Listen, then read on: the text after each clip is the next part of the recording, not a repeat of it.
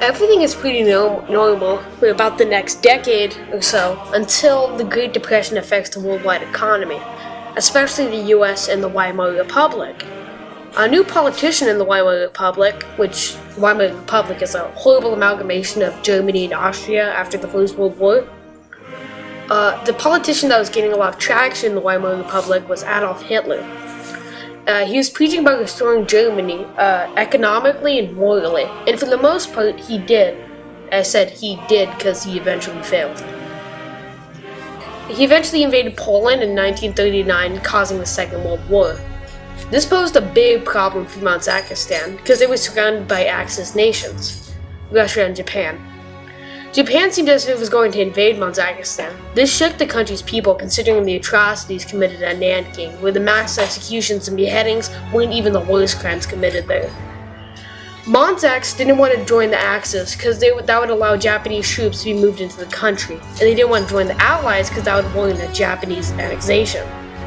Then in 1941, Russia joined the Allies. Kazakhstan was under international scrutiny for acting as neutral and pledged the Allies and helped Russia into recapturing Manchuria. This was great because the guy who started the Russo-Japanese War decades earlier, Emperor Meiji, his grandson, who was Hirohito, was the one leading the attacks against the Russians.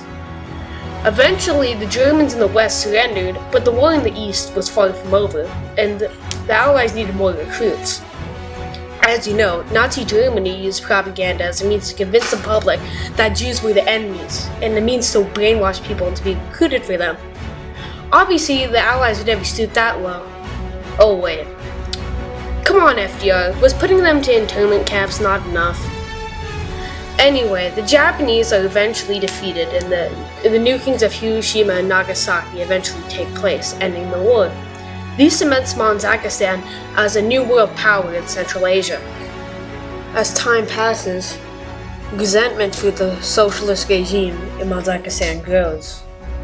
After support for the Korean War, for the Vietnam War, and support for the Russian side of the Cold War, many in Kazakhstan believe that Shimonov Stanislav is not well fit to lead Kazakhstan through the next few years.